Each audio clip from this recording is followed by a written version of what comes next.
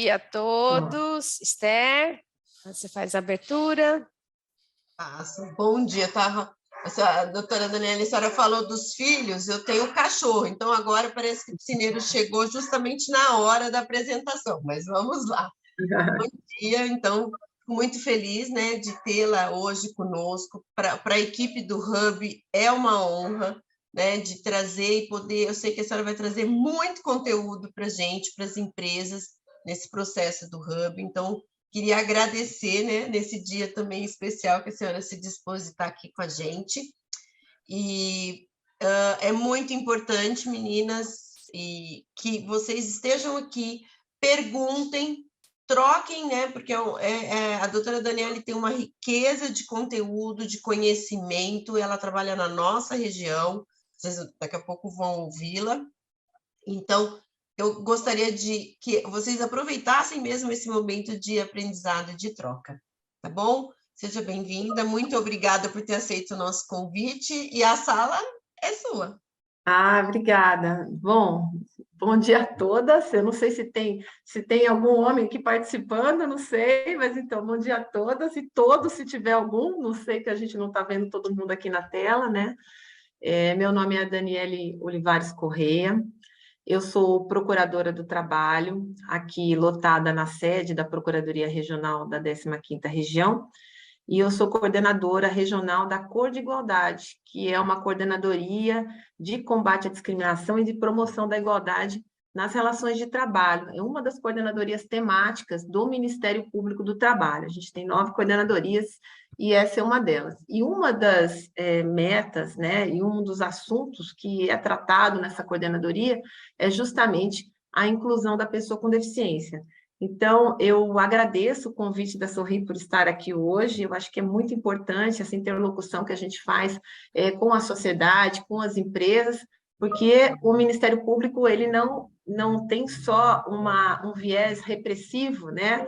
Mas a gente também tem esse viés de interlocução social, onde a gente trata esses assuntos que são caros à sociedade, e que são nossas metas institucionais também, não? Então, essa promoção da conscientização também é uma atribuição nossa, e a gente sempre trabalha em parceria com entidades ou com as empresas que queiram, de fato, promover essa inclusão da pessoa com deficiência. Então, eu agradeço muito o convite, é uma honra para mim também estar aqui, espero atender as expectativas. Eu fiz um apanhado assim, da legislação para que vocês tenham assim, um contato com o que existe assim, de principal, porque o Brasil tem um arcabouço jurídico bem complexo e bem grande em relação à questão dos direitos da pessoa com deficiência, mas eu trouxe aquelas leis que eu entendo que são principais, né, ainda mais voltadas assim, para o mercado de trabalho, bom? Então, sejam todos bem-vindos. Se quiserem perguntar, fiquem à vontade. Eu separei a minha fala assim, em 4 blocos, para a gente dividir em 4 blocos. Eu vou falar um pouquinho das estatísticas populacionais da pessoa com deficiência, para que vocês tenham uma ideia de qual é esse universo no país e de qual é esse universo aqui na região metropolitana de Campinas, porque eu estou entendendo que essas empresas são aqui da nossa região, né, das 20 cidades aí que compõem a região metropolitana. Então, eu trouxe alguns dados do CESIT da Unicamp, que tratam especificamente dessa população aqui na nossa região, para que vocês tenham uma noção. A gente até fez um evento que tratava desse assunto, que tratou desse assunto no mês passado. Convidamos algumas empresas para participarem, convidamos os entes públicos também, né, os conselhos municipais de direitos das pessoas com deficiência, no sentido de mostrar esses dados para o quê? Para promoção, para incentivo de políticas públicas, né, para que as empresas tomassem consciência do número de pessoas que existem por município, que estão aptas ao mercado de trabalho, que é muito importante, enfim.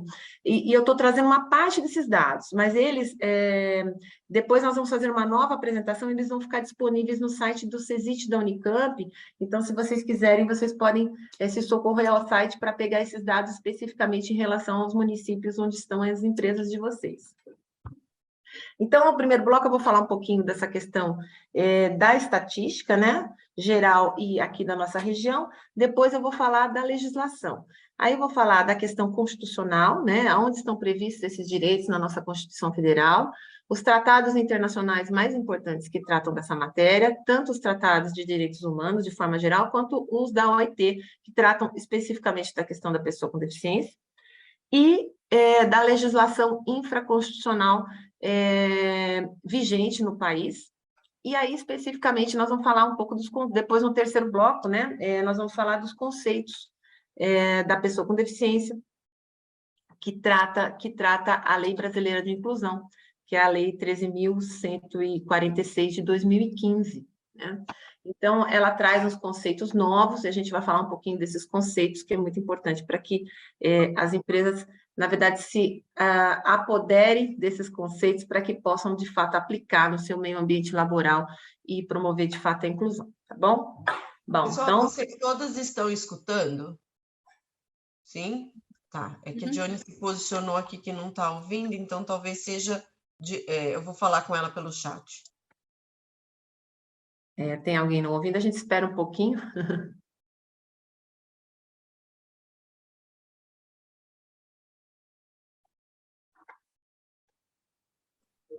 Deu certo? Posso começar? Eu estou mandando mensagem para ela aqui. Uhum. Carol, você não pode ver, então, no chat, por favor? Porque daí eu mando mensagem para ela. Por favor. Veja com ela, às vezes é a tecla do próprio alto-falante do computador. Foi desligada. Obrigada. Daí eu apoio aqui para a doutora Daniele. Posso para compartilhar a tela, doutora Daniele? Acho que era bom por causa dos gráficos, né? Embora também, assim, mais para eles terem o conteúdo também, que é importante, enfim, né? Pode até passar já, que nós vamos falar dos dados já. Isso. Bom, eu trouxe aqui os dados do último censo que foi feito no Brasil, que é de 2010. Então, o censo, ele é sempre feito de 10 em 10 anos. Em 2020 era para a gente ter tido um novo censo, houve um atraso, né, para o início da pesquisa. Nós nos reunimos, inclusive, com os profissionais do IBGE para saber, né, quando que vai ser feito esse próximo recenseamento. E a previsão, eles já estão fazendo os questionários, né, já estão fazendo as reuniões para aplicação do censo, agora em 2022, e possivelmente nós teremos dados atualizados a partir de 2024. Então, os dados que a gente tem hoje do censo do IBGE de 2010, e esses dados, eles foram atualizados, né, de acordo com estatísticas feitas pelo Instituto de Pesquisa da Unicamp, né, através de conceitos acadêmicos e aplicação de teorias de atualização desses dados do IBGE. Então, o que eu quero passar para vocês é que esses dados, eles não foram tirados do nada, né? Eles foram tirados de uma base de dados, né, que é do IBGE, e a atualização deles foi feita através de uma pesquisa científica do CESIT da Unicamp. Então, são dados fidedignos, de fato, que a gente pode confiar para a gente trabalhar a questão populacional da pessoa com deficiência. Primeiramente, quando foi publicado o censo, chegou-se ao montante da população brasileira de 190,7 milhões de pessoas. Dessas pessoas, 45,6 milhões informaram naquele questionário do IBGE que tinham algum tipo de deficiência, o que correspondia a praticamente a 24% da população brasileira. E dessas, 91,5 estariam aptas ao mercado de trabalho pelo critério etário. Então, nós estamos falando aí de 40 milhões de pessoas, né, que estariam aptas ao mercado de trabalho no Brasil. Bom, dessas, 51,9 declararam expressamente que faziam parte da população economicamente ativa do Brasil, ou seja, 21,6 milhões de pessoas. Essa informação é importante porque ela traz um universo enorme dessas pessoas com deficiência no Brasil a partir de 2010 para cá. O que acontece?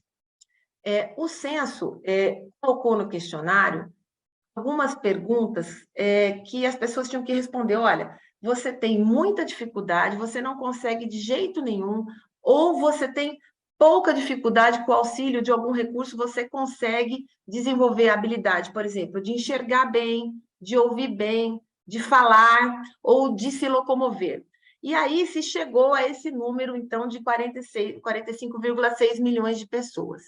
No ano de 2018, o IBGE publicou uma nota técnica, pode até alterar já a telinha, publicou uma nota técnica, que é a nota técnica 1 de 2018, explicando que o questionário foi feito com base na Convenção de Washington. Essa convenção, ela traz alguns dispositivos ou alguns conceitos de forma a uniformizar o entendimento do que é a pessoa com deficiência de uma forma mais universal.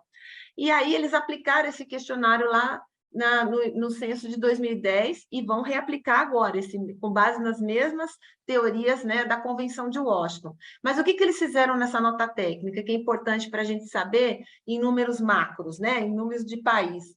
Eles colocaram, como pessoas com deficiência, colocaram naqueles dados, enxugaram, usaram os mesmos dados, mas colocaram apenas aquelas pessoas que declararam possuir alguma deficiência grave ou gravíssima. Ou seja, aquelas pessoas que declararam no questionário que não conseguiam de forma alguma, ou que tinham uma dificuldade extrema para enxergar, para ouvir, para falar ou para se locomover.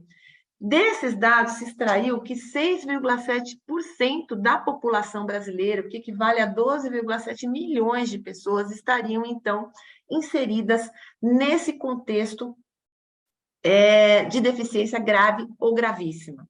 E dessas pessoas, 4,2% estão aptas ao mercado de trabalho pelo critério etário. Então, nós estamos falando aqui de mais ou menos 9 milhões de pessoas aptas ao mercado formal de trabalho, segundo o censo do IBGE, tá? A Unicamp fez um trabalho de pesquisa científica, está desenvolvendo um trabalho de pesquisa científica e vem publicando ao longo do tempo, já faz uns 2, 3 anos, várias pesquisas em relação à dinâmica dos vínculos de emprego dessas pessoas no país. E eles fizeram, então, uma tabela da série histórica de empregos formais, dos vínculos formais no país. Esses vínculos passaram a ser registrados pelo Ministério do Trabalho e Emprego a partir de 2007. Então, antes dessa data, a gente não tem o registro de vínculos ativos dessas pessoas. Depois de 2007, que se passou a fazer esse registro através do CAGED e da RAIS. Então, esses dados que eu estou passando para vocês são dados retirados da RAIS e do CAGED, lá de 2007 até 2009, né? Até 2019. Bom, o que se passou lá? Nós tínhamos 0,7% dos empregos formais do país eram ocupados por trabalhadores com deficiência. E a gente teve uma evolução ao longo do tempo, que passou de 0,7% para 1,1% do total de empregos do país. Então, 1,1% do total de vínculos formais são ocupados por trabalhadores com deficiência. Esse número, a gente vê que houve, sim, um aumento dessas contratações, mas ainda está muito aquém daquilo que a legislação prevê, que é em torno de 5% das pessoas, né, de 5% do total de empregados da empresa, que seria a cota máxima, que vai de 2% a 5%, ela é escalonada, mas ainda está muito abaixo daquilo que a lei prevê como ação afirmativa para a inclusão dessas pessoas no mercado de trabalho. Em 2020, eles fizeram um estudo, que foi o ano que começou a pandemia, a gente teve uma queda muito exacerbada no número de postos de trabalho das pessoas com deficiência. Então, foram eliminados 21.847 postos de trabalho em todo o país. Infelizmente, os trabalhadores com deficiência foram aqueles que mais sentiram a crise econômica causada pela pandemia da Covid-19. Né? Infelizmente, mais postos de trabalho de trabalhadores com deficiência foram perdidos se comparados aos postos de trabalho dos trabalhadores que não têm nenhum tipo de deficiência. Foi feita uma retomada, eles perceberam que nos meses de agosto e setembro, né, do ano de 2020, houve uma breve retomada, né, desses saldos de trabalho, né, desse saldo de emprego, com contratações que iam de 863 a 820 contratações nesses meses, mas vejam, 863 contratações no país inteiro, é muito pouco, né? Se comparado, por exemplo, aos anos de 2018 e 2019, que se chegava a 3.700 contratações no mês, 3.000 contratações no mês. Isso saldo positivo, se você subtrair o número de pessoas desligadas e o número de pessoas contratadas. A gente tinha um saldo positivo maior, de 3,7 mil pessoas contratadas no país. Ao passo que, mesmo com uma retomada desses empregos nesses meses, que foi em agosto, setembro, a retomada foi muito acanhada, né? Se comparado com os anos anteriores. Bom, aqui na nossa região metropolitana, é importante a gente dizer, então, qual é a nossa população com deficiência aqui, na nossa região. O Centro de Pesquisas da Unicamp, através do desenvolvimento desse projeto de pesquisa que está sendo elaborado lá, e que, inclusive, nós vamos falar sobre ele no Reconecta, que é um evento que vai ter no Ministério Público do Trabalho, e depois vai ser lançado um e-book com todas as informações de todos os municípios do estado de São Paulo. Eles já trouxeram para nós algumas informações básicas aqui da região metropolitana de Campinas. Então, aqui a gente percebe que a população com deficiência aqui na região metropolitana de Campinas chega a 168 mil pessoas. São 168 mil pessoas com deficiência na região metropolitana de Campinas, né? Nesses 20 municípios. Dessas pessoas, estão empregadas 12.413 pessoas. Então, de um universo de 168 mil pessoas, nós temos empregadas 12 mil pessoas. Muito menos do que 10% das pessoas, do total do número de pessoas com deficiência, né? Que é um dado bem interessante para a gente analisar.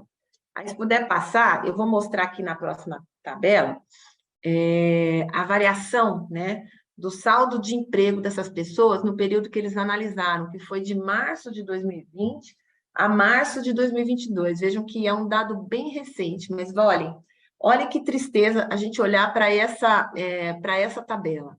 Essa tabela, então, mostra dos meses de março de 2020 até maio de 2022, o que está em laranja na tabela é o número de postos de trabalho perdidos. Isso quer dizer o seguinte, quando eles pegam no mês o total de admissões e o total de demissões, o número de demissões foi muito maior do que o número de admissões. E isso gera esse saldo negativo de empregos. Ou seja, efetivamente, por exemplo, no mês de março de 2020, foram perdidos 109 postos de trabalho. No mês de abril, foram perdidos mais 183 postos de trabalho. No mês de junho, foram perdidos mais 87 postos de trabalho. Somente no mês de setembro de 2020 e outubro de 2020, o que mais ou menos a gente viu naquele quadro geral do país, ele se equipara. Houve uma retomada muito acanhada dessas contratações, e a gente vê um saldo positivo. Imagina, na região metropolitana inteira de Campinas, que são 20 municípios, nós tivemos 17 contratações. Nós estamos falando de um universo de 160 mil pessoas. E nós temos aqui 17 contratações no mês de setembro e 12 contratações no mês de outubro. Então, bem acanhado, né? Essa retomada das contratações, o que se repetiu no mês de fevereiro de 2021 e no mês de maio de 2021. E vejam, mesmo com o arrefecimento da pandemia, agora, no ano de 2022, no final de 2021, a gente percebe que o saldo de empregos continua negativo nesse período, né? Até março de 2022, a gente tinha um saldo de uma perda de 23 postos de trabalho no mês. Então, a gente continua perdendo emprego, infelizmente. Aí, se puder passar para a próxima tela, a gente vai falar um pouquinho da nossa realidade aqui na região metropolitana. Então, vejam, o saldo desses trabalhadores ao final do ano de 2020, olha que triste, no final do ano de 2021, a gente teve uma perda total de 680 postos de trabalho no ano de 2020, que foi foi o pior período da pandemia, né? E a gente teve também um saldo negativo no final de 2021, com uma perda de 151 postos de trabalho, né? Que é essa diferença entre o total de admissões e o total de desligamentos das pessoas com deficiência aqui na nossa região, tá? Pode passar.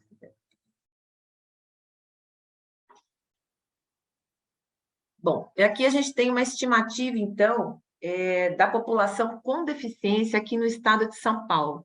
Olha que interessante, né?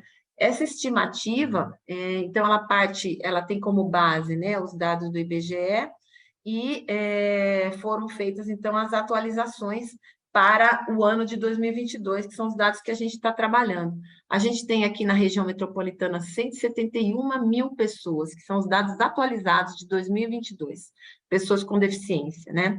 E no estado de São Paulo inteiro, 2,5 milhões de pessoas com deficiência. Na nossa região, 171 mil pessoas com deficiência. Esse dado é bem interessante, depois eu vou falar dessas pessoas, quem são aquelas que estariam aptas ao mercado de trabalho, dentro desse universo, né? Pode passar. Isso. Essa aqui é por faixa etária, essa tabela é bem interessante, porque, por exemplo, ela está mostrando por cidade. Eu vou dar um exemplo aqui da cidade de Campinas, né? Então, por exemplo, a cidade de Campinas, se a gente pegar a faixa etária aqui, ó, vamos pegar a faixa etária de 20 a 64 anos, para a gente saber quantas pessoas com deficiência tem em Campinas que, pelo critério etário, estariam aptas ao mercado de trabalho em 2022. 37.926 pessoas, ou seja, quase 38 mil pessoas estão aptas ao mercado de trabalho aqui só na cidade de Campinas, somente na cidade de Campinas. Então, eu não sei se vocês, não sei que cidades que as empresas estão sediadas, se quiserem ver aqui, eu posso até falar aqui em voz alta, só me falarem aqui que eu procuro, a gente fala, mas você vê, eu tenho esse dado por cidade da região metropolitana de Campinas, e esse estudo do CESIT da Unicamp vai mostrar esse dado por cidade do estado de São Paulo inteiro. Inclusive, assim, em relação à escolaridade, em relação ao sexo feminino, masculino, qual o setor econômico que mais contrata, o que menos contrata, né, para todos terem uma ideia de qual é essa dinâmica de contratações aqui na nossa região. Mas vejam, usando como base Campinas, nós temos um universo de 37 mil pessoas, né, que estariam aptas ao mercado de trabalho. Né? Pode passar para o próximo. Bom, e qual que é a situação, então, das empresas, né? Essa situação de empregabilidade aqui na região metropolitana de Campinas, né? Nós temos aqui sediadas no município, que a gente usou como critério a sede das empresas, 874 empresas aqui, que possuem mais de 100 empregados, que, portanto, estariam obrigadas, segundo a lei, a cumprir a cota, né, de contratações. Dessas, cumprem a cota efetivamente 169 empresas, ou seja, 19% desse total apenas cumprem a cota. Então, a gente vê que o número ainda é muito baixo, e nós vamos tentar entender o porquê que esse número é tão baixo. Né? Pode passar para o próximo slide. Isso, aqui então a gente tem o número de vagas. Vejam, essas empresas, né, que eu acabei de falar, né, essas 800 e... Deixa eu ver se eu acho ela aqui. Cadê? Aqui. Essas 874 empresas, elas possuem o potencial de contratação, né, em relação ao número de empregados que elas têm, 17.837 vagas para pessoas com deficiência. É isso que existe de vaga de cota, né? Aqui no ano de 2019, que eles pegaram um ano e fizeram esse recorte. Então, do número total de empregados dessas empresas, aplicando-se, então, a cota em relação a cada uma delas, porque cada uma tem um número de empregados, a gente chegaria a um número absoluto de vagas para pessoas com deficiência de 17.837. Só que ocupadas por trabalhadores com deficiência ou reabilitados, foram 8.663 vagas. Então, foram ocupadas menos da metade, 48,5% dessas vagas é que foram ocupadas por trabalhadores com deficiência ou reabilitados, ainda restando para serem contratados mais 9.174 vagas. Então, nós temos em aberto 9.174 vagas.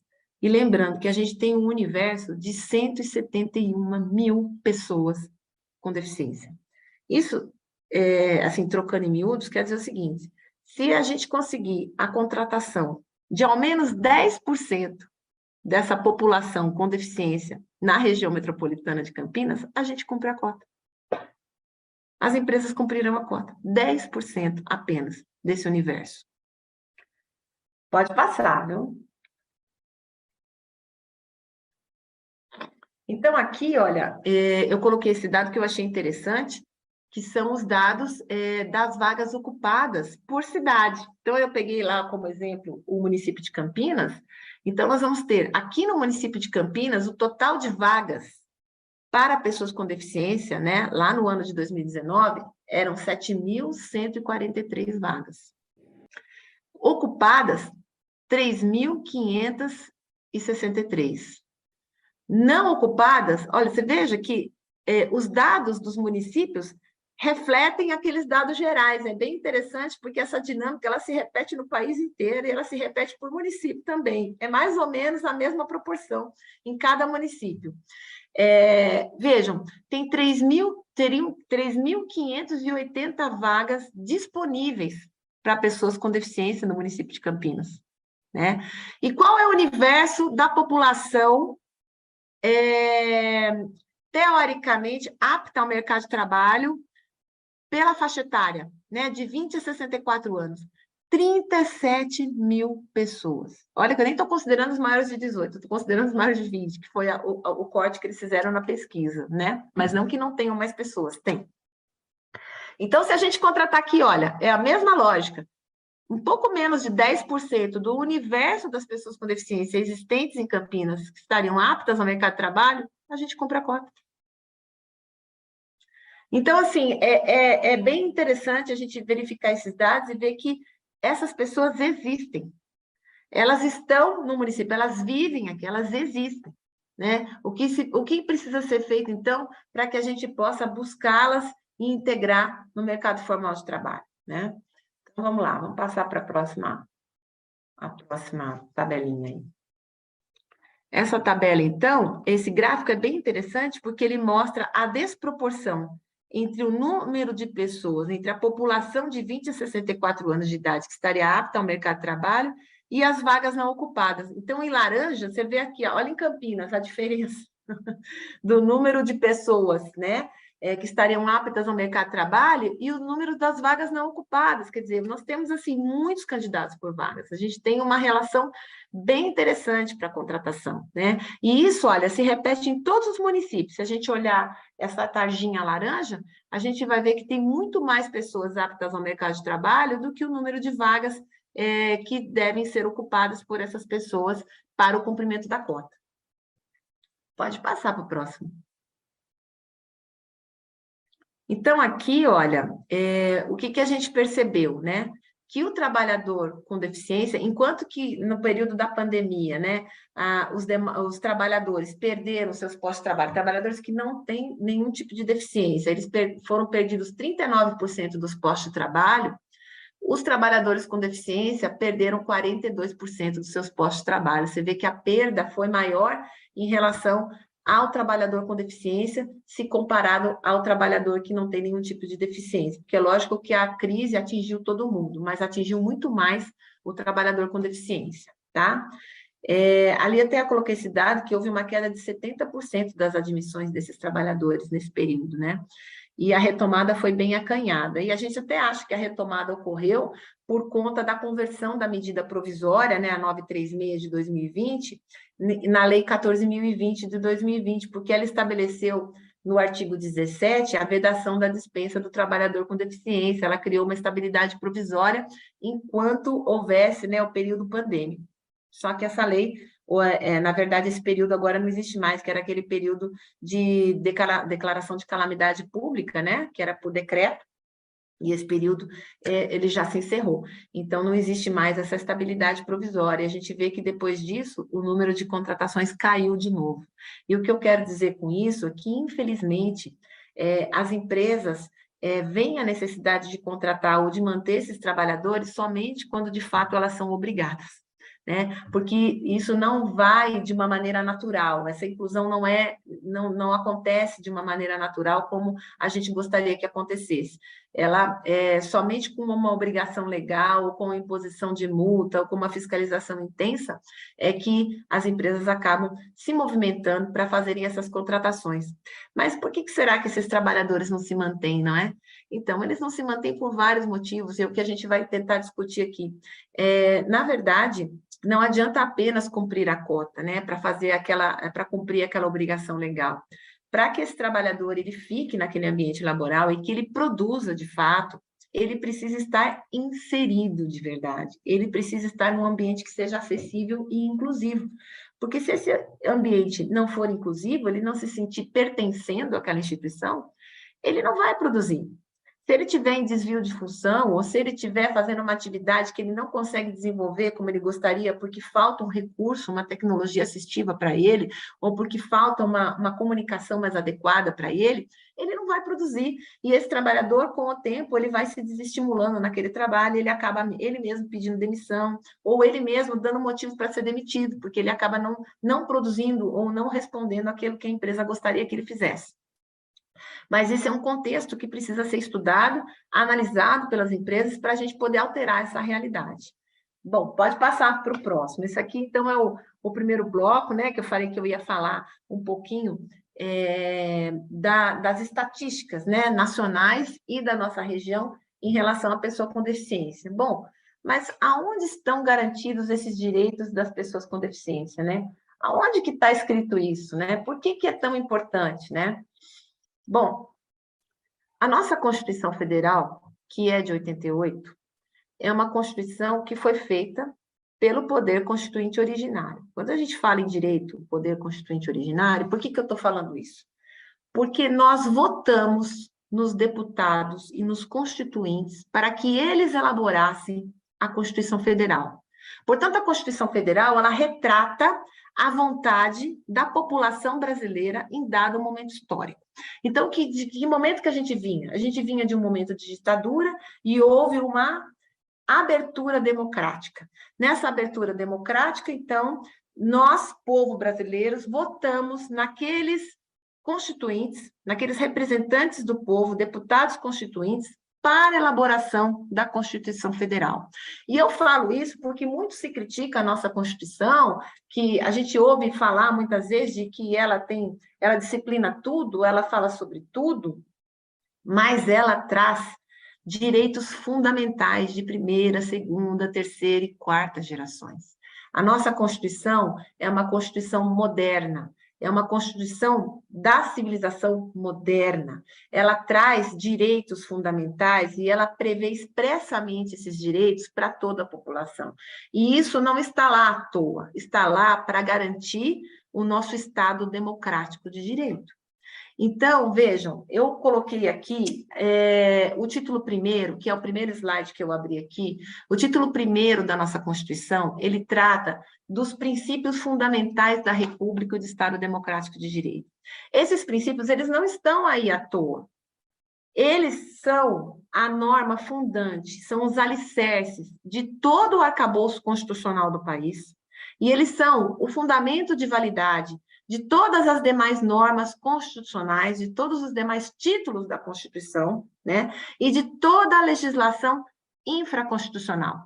O que eu quero dizer com isso é que esses princípios que estão aí são os princípios que a população brasileira, através dos seus representantes, entenderam como normas centrais, como princípios que devem ser atendidos por toda a população, sejam empresas, sejam cidadãos, sejam entidades, seja poder público, todos devem pautar a sua conduta e todas as leis de acordo com esses princípios. O que está lá? Qual é o princípio, então, fundamental da República? É o princípio da dignidade da pessoa humana. É o princípio dos valores sociais do trabalho e da livre iniciativa. O que quer dizer esses dois princípios? Quer dizer que as pessoas têm que ter dignidade. E essa dignidade, ela é expressa através de um trabalho digno, através de uma remuneração, através do acesso à saúde, do acesso à educação, do acesso ao lazer, do acesso à segurança. Ou seja, a dignidade da pessoa humana é o reconhecimento de que todas as pessoas no país inteiro são seres humanos e, por conta de serem seres humanos, eles têm direito à sua dignidade, eles têm direito à fruição dos seus direitos fundamentais, que a Constituição garante, para que eles tenham uma existência digna. E quando a gente trata dos valores sociais do trabalho e da livre iniciativa no mesmo inciso de princípio fundamental, o que a Constituição quer dizer com isso? Que o valor do trabalho e das empresas, do lucro que é almejado pelas empresas, eles têm que estar equilibrados. Um não pode ficar sopesando sobre o outro, eles têm que estar equilibrados. É por isso que esse é um princípio fundante. E depois eu vou voltar a falar. E é por isso que lá no artigo 170 da Constituição, que é o título que trata da atividade econômica no país, ele fala que ela tem que ser baseada na justiça social, nos valores sociais do trabalho, né? E na justiça social. É por isso que a propriedade, como um dos princípios, né, da atividade econômica, está lá o princípio da função social da propriedade. Então, na verdade, a Constituição ela é harmônica, né? Ela é harmônica. Tudo que está previsto nela, existe uma harmonia. Então, esse título, ele tem esses princípios porque ele está baseado nesse princípio fundante aqui da República Federativa do Brasil, que é o valor social do trabalho e da livre iniciativa. E aí, o Brasil tem como objetivo fundamental essa promoção do bem de todos, sem preconceito, sem nenhum preconceito de origem, de raça, de sexo, corporidade e quaisquer outras formas de discriminação. O Brasil colocou como objetivo da República, como objetivo da nossa democracia, essa promoção do bem de todos e o combate a qualquer forma de discriminação. E aí, nós vamos falar o que é discriminação um pouco mais para frente, né, em relação à pessoa com deficiência.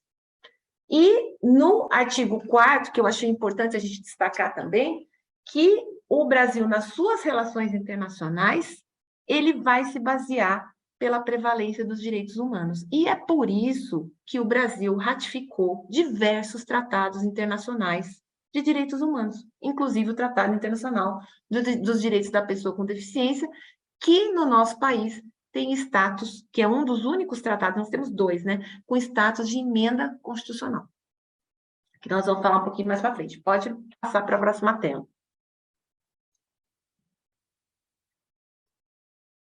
Isso. Aí, nós vamos falar um pouquinho dos direitos, então, no título 2 da nossa Constituição, nós estamos tratando dos direitos e garantias fundamentais. Está lá no artigo 5º da Constituição, não está aí, mas eu estou falando. Esse artigo 5º, então, ele vai trazer os direitos dos cidadãos. O caput do artigo 5º fala que todos são iguais perante a lei. Então, o princípio da igualdade está lá no caput do artigo 5º da Constituição. Todos são iguais perante a lei. O artigo 6º da nossa Constituição, ele traz quais são os direitos fundamentais sociais dos cidadãos brasileiros, né? Então, dentre esses direitos sociais, né, que é o direito à saúde, que é o direito à educação, né, que é direito está lá o direito ao trabalho. Todos os cidadãos brasileiros têm direito ao trabalho, né? E o artigo 7º vai tratar desses direitos fundamentais de forma mais específica, né? O que no direito ao trabalho é importante ser respeitado como um direito social. E lá no inciso 31 do artigo 7º, né, que nós estamos tratando especificamente dos direitos dos trabalhadores, né, urbanos e rurais do nosso país, está lá a proibição de qualquer tipo de discriminação no tocante a salário e critérios de admissão do trabalhador com deficiência. Especificamente, a nossa Constituição tratou da proibição da discriminação do trabalhador com deficiência no inciso 31 do artigo 7º da Constituição, que trata de um direito fundamental social do cidadão. E aquilo que eu já tinha falado, que lá na ordem econômica, o artigo 170 fala que a base da ordem econômica do país é a valorização do trabalho humano. E também a livre iniciativa, né? Por quê? Porque a finalidade é assegurar a todos uma existência digna. Ou seja, nós estamos voltando lá naquele princípio no princípio fundamental da República, que é a dignidade da pessoa humana. Porque só tem dignidade quem tem um trabalho, quem tem um ganha-pão, né? As pessoas se autodeterminam e se reconhecem socialmente pelo trabalho. Mas só tem trabalho quem tem acesso à educação, não é? Só tem trabalho quem tem acesso à saúde, porque se você não tem saúde, você não consegue trabalhar, não é? Então, um direito depende do outro. E é por isso que o Estado promove todos esses direitos e coloca como garantia todos esses direitos aos cidadãos. Então, assim, um dos princípios, então, fundantes da atividade econômica é a função social da propriedade, no caso aí das empresas, e a redução dessas desigualdades sociais e a busca do pleno emprego. Por isso que a busca do pleno emprego é tão importante, não é? Quero passar para o próximo. Bom, aí nós vamos falar um pouquinho das convenções. Então, eu dei uma pincelada na Constituição, tem muito mais coisa, mas assim, eu dei uma pincelada naquilo que é mais importante a gente entender, por que é que o trabalhador com deficiência, aonde que estão esses direitos dos trabalhadores com deficiência? Então, eles estão fundados, né? Eles têm como fundamento a Constituição Federal. E aí o Brasil, né, nas suas relações internacionais, né, que é fundada nos direitos humanos, assinou diversos tratados internacionais. Dentre eles, a Convenção 111 da OIT, estou destacando aqui 4, que são as mais importantes, mas assim, dentro do que nós estamos falando agora, mas tem outras, tá? Mas essas 4 eu considero que são bem importantes.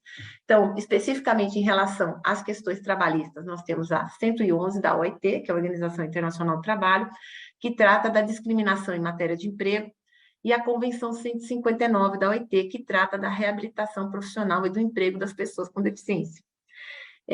Sobre direitos humanos, de forma mais geral, nós temos a Convenção da Guatemala, que previne e elimina todas as formas de discriminação contra as pessoas com deficiência, né? Que ela é de 2001, e nós temos a última convenção, né? Que é a Convenção Internacional sobre os Direitos da Pessoa com Deficiência e o Protocolo Facultativo de 2007. Essa convenção ela foi ratificada em 2009 pelo Brasil. Tá? Vamos falar um pouquinho delas. Eu vou destacar os pontos principais dessas convenções para a gente entender aonde está a questão da não discriminação, né? Da aplicação do princípio da isonomia. Vou passar para o próximo. Então, o artigo 1º, né, da Convenção da OIT, né, da Convenção 111, ela fala sobre a questão da discriminação. E o que ela vai dizer? Que é toda distinção, exclusão ou preferência fundada em raça, cor, sexo, religião, opinião política, ascendência nacional, origem social, que tenha por efeito destruir ou alterar a igualdade de oportunidades ou de tratamento em matéria de emprego ou profissão. Então, a gente vê que essa questão da discriminação ela é muito mais ampla. Ela não trata somente da questão da pessoa com deficiência. Ela trata de qualquer tipo de discriminação ilícita, não é? Que é essa discriminação fundada no sexo, no gênero, na raça, e esse rol aqui, ele é exemplificativo, ele não é um rol exaustivo, né? Então, esse rol está como exemplo. Na verdade, a gente pode tratar, por exemplo, da população LGBTQIA+, que eles não podem ser discriminados, né? De outros tipos de discriminação que não estão aqui, tá? E a Convenção 159, eu trago aqui o artigo 4º, que eu acho bem interessante a gente falar, que é o respeito à igualdade de oportunidades e de tratamento para os trabalhadores com deficiência, né? As medidas, né, positivas, e aí ela fala aqui, olha, as medidas positivas especiais com a finalidade de atingir a igualdade efetiva de oportunidades e de tratamento entre os trabalhadores com deficiência e os demais trabalhadores não devem ser vistas como discriminatórias em relação a esses últimos. Por que eu trouxe esse artigo dessa convenção especificamente? Porque se a gente está falando de não discriminação e de igualdade, poderia se perguntar assim, nossa, mas se eu criar uma condição diferente para, por exemplo, analisar um currículo de um trabalhador com deficiência, eu estou criando uma discriminação em relação ao trabalhador que não tem deficiência. Não, porque essa Constituição fala o seguinte, olha, você tem que tratar o trabalhador com deficiência com equidade. Você tem que dar condição para que ele fique em pé de igualdade com os demais trabalhadores. Porque ele está partindo de inícios diferentes do trabalhador que não tem deficiência. Então, você tem que tratá-lo com equidade na relação de emprego. É isso que está falando. Então, essa discriminação, que é uma discriminação positiva, que a gente chama, ela é lícita. Tá? Vamos passar para as outras convenções que eu acho interessante a gente falar. Então, a gente tem a Convenção da Guatemala, que é a Convenção Interamericana para a Eliminação de todas as formas de discriminação, né, contra as pessoas com deficiência. E aqui usava até uma terminologia antiga, que eu vou até dizer para vocês, que antigamente se falava pessoas portadoras de deficiência, e essa terminologia não é mais aplicada, porque é uma terminologia pejorativa. Então, a gente fala pessoas com deficiência, né? E aí nós vamos evoluir um pouco mais, né? Porque o novo conceito de pessoa com deficiência, nós estamos dando mais um passo nessa evolução, nesse desenvolvimento desse conceito, tá? Que eu vou falar um pouquinho mais para frente. Esse artigo 2º da Convenção da Guatemala, ela fala especificamente sobre a discriminação da pessoa com deficiência, que ela fala toda diferenciação, exclusão ou restrição baseada na deficiência, seja antecedente, seja presente, seja passada, que possa, de alguma forma, impedir ou anular o reconhecimento ou o gozo de direitos por essas pessoas, tá? Pode passar para frente. E aí, a gente tem a nossa convenção internacional, que eu acho que essa é um divisor de águas, quando a gente trata da inclusão da pessoa com deficiência, tá? Essa convenção, de fato, é um divisor de águas. Ela foi internalizada, então, pelo Decreto 6949 de 2009. Ela foi aprovada pelas 2 casas do Congresso Nacional, né, com votação qualificada, né? Portanto, ela entrou no nosso ordenamento jurídico como emenda à Constituição Federal. Portanto, todas as normas que estão previstas nessa convenção são normas constitucionais. O que quer dizer isso? Quer dizer que elas estão no bloco de constitucionalidade. Qualquer lei do país que seja editada, decreto, lei, não pode ser contrária ao que dispõe essa convenção, porque ela tem status de emenda constitucional. E ela é passível de controle concentrado, que a gente chama de constitucionalidade. São aquelas famosas ação declaratória de inconstitucionalidade, ou ação declaratória de constitucionalidade, ou ação de descumprimento de preceito fundamental, são as ações de controle concentrado, que os legitimados ativos entram diretamente no Supremo Tribunal Federal para declarar uma lei inconstitucional, né? Ou através do controle difuso, que a gente chama, quando desrespeitado o que está contido nesse tratado internacional, aquela pessoa que se sentir lesada em seus direitos, ela pode, numa ação individual dela, colocar como fundamento que essa norma foi violada, que uma norma da Constituição foi violada, né? Então, a gente também tem esse controle que a gente chama de controle difuso de constitucionalidade, tá? Então, é importante esse tratado por isso, porque ele faz parte desse bloco, né? E o que ele diz? Ele traz uma diferenciação da questão da discriminação que é muito importante a gente tem em mente, porque isso vai refletir no dia a dia do trabalho, isso vai refletir no dia a dia das pessoas, e aí eu falo de tudo, do poder público, dos espaços públicos e privados. Então, isso reflete justamente porque o que ela diz aqui que é discriminação? Ela fala, discriminação por motivo da deficiência significa qualquer diferenciação, exclusão ou restrição baseada na deficiência, com o propósito ou o efeito. Veja, não é só com o propósito, com a finalidade de impedir ou possibilitar. Pode ser que a gente não existe esse propósito de excluir, mas se tiver um efeito de excluir, já é discriminatória a conduta. Simplesmente por ter o efeito de excluir ou de impossibilitar o reconhecimento ou a fruição ou o exercício dos direitos e garantias fundamentais. Já é discriminatório. Né? Então, é interessante porque esse conceito, depois ele foi reproduzido numa lei ordinária federal, para trazer concretude aqui para o Brasil, porque isso aqui é uma norma geral, né? Está no tratado, é um conceito que está na norma, mas ele foi introduzido também no nosso ordenamento jurídico interno através de uma lei ordinária federal, que é a Lei Brasileira de Inclusão, então que passou a ser obrigatório para todos, né? A gente verificar se está havendo discriminação ou não, inclusive com a imposição de multas, que eu vou falar para frente, com a imposição de várias sanções, tá? Então, aqui, abrange, o que eles colocam aqui? O que se coloca no conceito? Abrange todas as formas de discriminação, inclusive a recusa na adaptação razoável. E eu vou falar um pouquinho do que é a adaptação razoável, Por quê? Porque a adaptação razoável é uma das formas de acessibilidade para a promoção da inclusão dessas pessoas nos ambientes, sejam públicos, sejam privados, tá? Então, a recusa dessa adaptação razoável implica em discriminação da pessoa com deficiência. Está no conceito, né? Então, vamos partir para a próxima tela aqui, que a gente vai falar um pouquinho mais sobre isso. Essa convenção, ela trouxe alguns princípios interessantes, eu vou destacar 3 aqui, que eu acho que, porque eles vão nortear, então, os direitos da pessoa com deficiência. Então, um dos primeiros princípios que está lá é a não discriminação. Você veja como que essa questão da discriminação, ela é repetidamente colocada no tratado e depois na Lei Brasileira de Inclusão, né? A igualdade de oportunidades, quer dizer, não discriminação e a promoção dessa igualdade de oportunidades. E a acessibilidade, porque sem acessibilidade a gente não consegue promover essa igualdade, a gente não consegue não discriminar. Porque se não houver essa acessibilidade, que a adaptação razoável faz parte, né, a gente acaba discriminando, isolando essas pessoas da fruição dos seus direitos, tá? Então, pode passar para o próximo.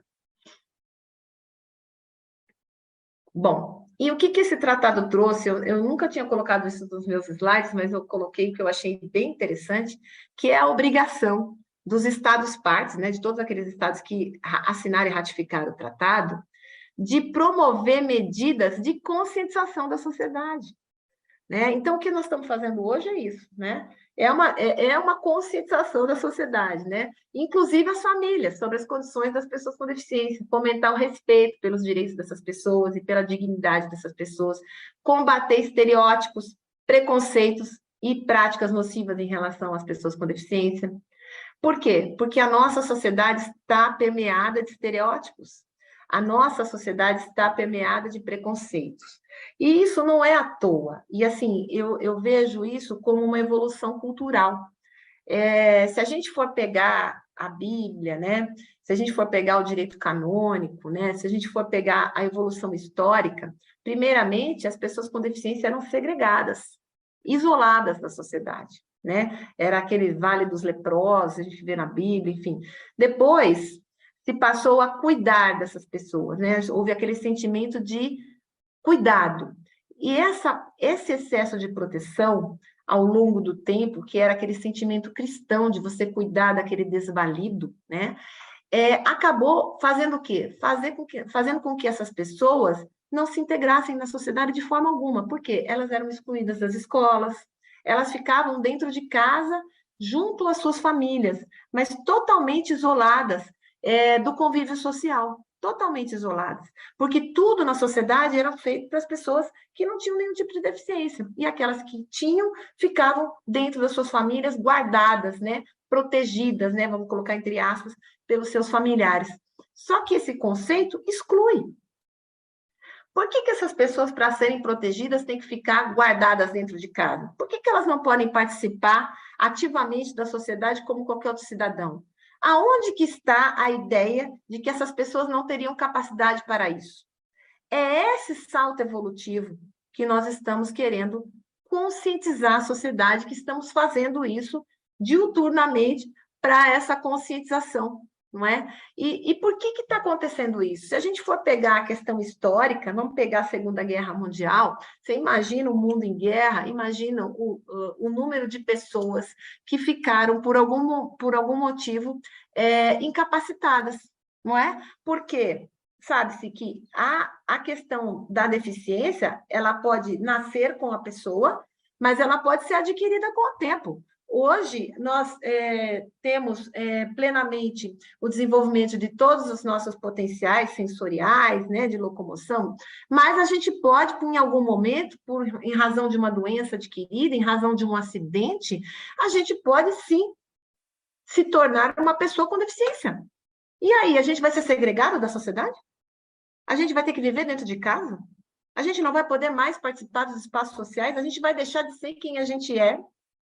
E se a gente volta um pouco mais atrás, se a gente nasce assim, a gente não tem direito de aprender?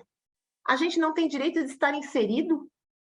Vejam, então, essa evolução desse conceito, quem trouxe, aonde foi a semente Foi com a Segunda Guerra. Porque essas pessoas, imagina a quantidade de pessoas que ficaram desvalidas. A quantidade de pessoas que ficaram à mercê do Estado. Então, o que você tem que fazer? Inserir essas pessoas. Então, vejam, isso é uma evolução.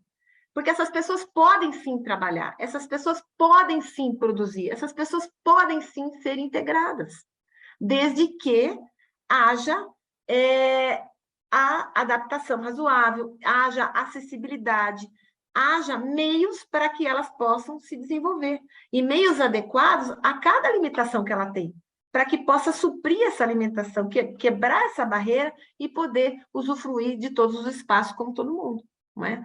Então, é interessante isso. Então, essa conscientização, né, que está no Tratado Internacional como obrigação, eu acho que é muito importante, isso teria que ser passado nas escolas, a gente aqui, cada um dentro do seu papel, dentro da sua atribuição, tem que fazer esse exercício. E as empresas também, porque todos nós somos frutos da mesma sociedade, todos nós viemos da mesma cultura.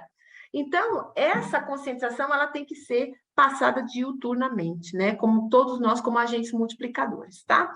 E promover a conscientização. Olha só, no inciso C desse artigo 8º, ele fala especificamente, ó, promover a conscientização sobre as capacidades e contribuições da pessoa com deficiência, né? No mercado de trabalho, né? Então, assim, é importante que a gente veja isso, olha lá, medidas de conscientização, está lá no item 8.2 do tratado, promover o reconhecimento das habilidades, dos méritos e das capacidades das pessoas com deficiência e de sua contribuição ao local de trabalho e ao mercado laboral. Está lá específico, está lá previsto especificamente a questão do trabalho. E esse tratado, ele traz, então, também o direito ao trabalho, né? No artigo 27 ele fala sobre isso. Esse artigo 27 foi reproduzido, né? Foi, não literalmente, mas foi reproduzido em quase sua inteireza pela Lei 13.146 de 2015, que é a Lei Brasileira da Inclusão, mas ele traz lá, né, que o trabalhador com deficiência, ele tem direito, né, à igualdade de oportunidades. Pode passar a tela, viu? Isso, ele tem direito, né, à igualdade de oportunidades com as demais pessoas, né? Esse direito, ele vai abranger, né, o direito de se manter com o trabalho de sua livre escolha e aceitação. E isso é muito importante que a gente fale. Por quê? Porque, geralmente, as empresas, elas colocam assim, ó, vagas para PCD. E elas colocam algumas vagas lá, né, que seriam destinadas a esses trabalhadores. Só que, o que o tratado fala? Ele fala que o trabalho é de livre escolha e aceitação do trabalhador. Portanto, isso quer dizer o seguinte, que toda e qualquer função dentro da empresa pode ser realizada por um trabalhador com deficiência. Quando a administração pública, por exemplo, faz um concurso público, o edital é igual para todo mundo. E lá no campo, os cargos é para todo mundo, para pessoas com deficiência e para pessoas que não têm deficiência. E lá a pessoa vai dizer se ela tem ou não deficiência e qual é o tipo de deficiência que ela tem. Por quê? Porque a prova para ela vai ter que ser adaptada. Mas é para isso. Mas ela vai passar no concurso. E ela vai trabalhar como todo mundo. Então, o que eu quero dizer é que quando as empresas fazem essa comunicação de emprego, geralmente essa comunicação já é discriminatória. Por quê? Porque ela está elegendo alguns cargos que ela entende que podem ser ocupados por pessoas com deficiência. Quem está escolhendo o trabalho é a empresa e não o empregado.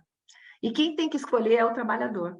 Então, porque é isso que está aqui disciplinado no Tratado Internacional. Depois nós vamos falar um pouquinho com mais detalhes sobre isso, tá? Então, assim, eu estou trazendo o que esses conceitos são importantes, que eles passaram a ser, então, bloco de constitucionalidade, passaram a ser normas constitucionais que precisam ser atendidas, né? Que precisam ser observadas. Então, o direito aqui é o trabalho de sua livre escolha em ambiente laboral que seja aberto, inclusivo e acessível, né? Então, quando a gente fala ambiente inclusivo e acessível, é um ambiente que não tenha barreiras, né? E nós vamos falar um pouquinho sobre elas, né? Proibir a discriminação baseada na deficiência, né? Então, está lá como um direito, relacionadas com as formas de emprego, inclusive condições de recrutamento, contratação e admissão, permanência no emprego, ascensão profissional, condições seguras e salubres de trabalho. que quer dizer aqui? Não adianta só contratar o trabalhador com deficiência naquele cargo base e não promover a ascensão na carreira desse trabalhador. Ele tem que estar, da mesma forma que os demais trabalhadores, aptos a concorrer à promoção da carreira, aptos a ser capacitado, como os outros trabalhadores também. E essa capacitação tem que ser adaptada para ele, para que ele possa, de fato, se desenvolver no meio laboral. Tá? É isso que diz aqui a Convenção. Proteger os direitos das pessoas com deficiência em igualdade com as demais pessoas, a condições justas e favoráveis de trabalho, incluindo iguais oportunidades e igual remuneração por trabalho de igual valor, condições seguras, além da reparação de injustiças e proteção contra assédio no trabalho. Quando a gente fala aqui dessa proteção contra assédio no trabalho, é o seguinte, o que é o assédio moral? O assédio moral não é apenas o xingamento, aquele apelido pejorativo ou a repreensão pública, né, que é feita em relação ao trabalhador. Isso também é.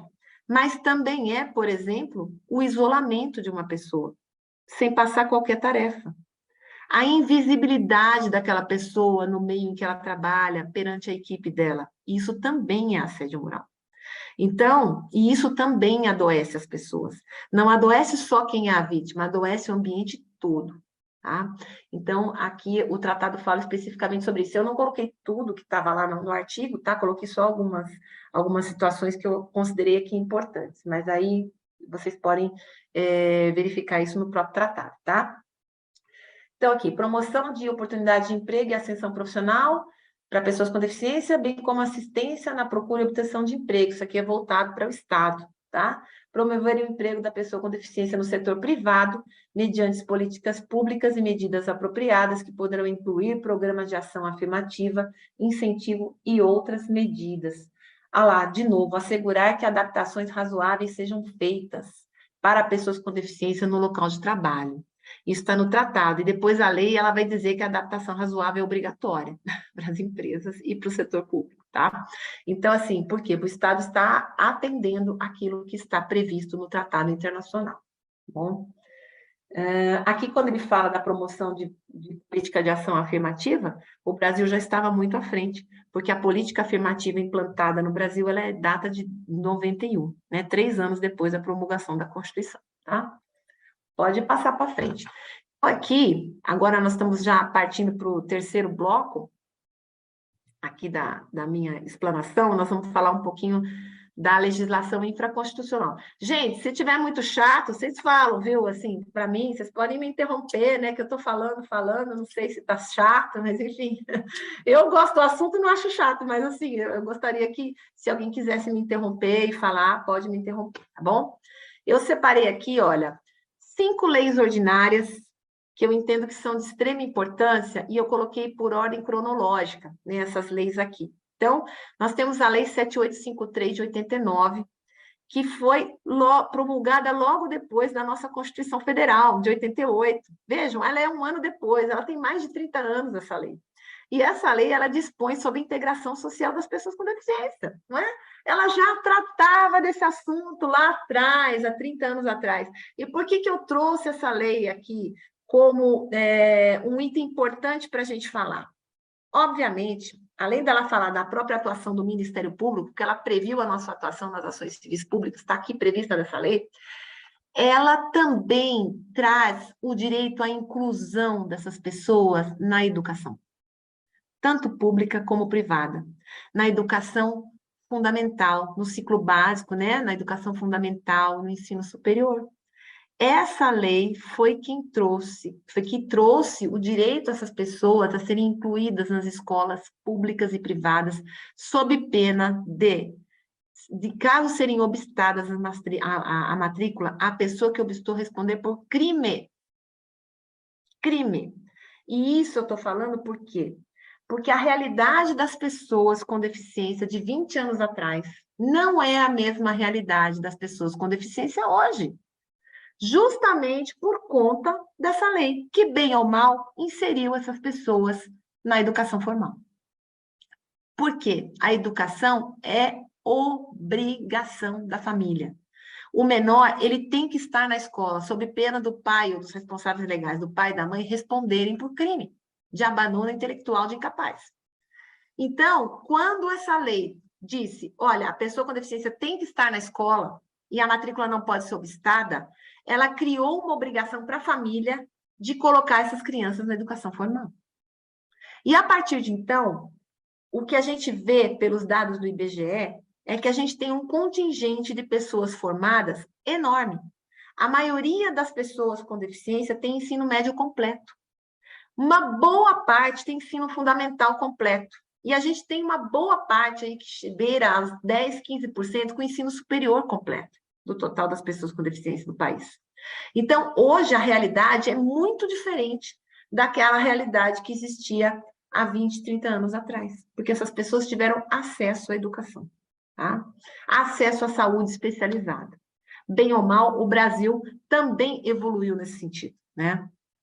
Bom, logo depois, então, a gente tem a Lei 8.213, essa lei completou 30 anos no ano passado, que é a famosa lei de cotas, que na verdade não é a lei de cotas, né? O único artigo que fala das cotas é o artigo 93 dessa lei, que traz essa ação afirmativa para as empresas privadas. Eu estou falando isso porque já existe dispositivo legal, lá de trás também, que impunha para o poder público a contratação de pessoas com deficiência através de concurso público, tá? Então, nós estamos falando aqui das empresas privadas, por isso que eu estou falando só desse artigo, tá?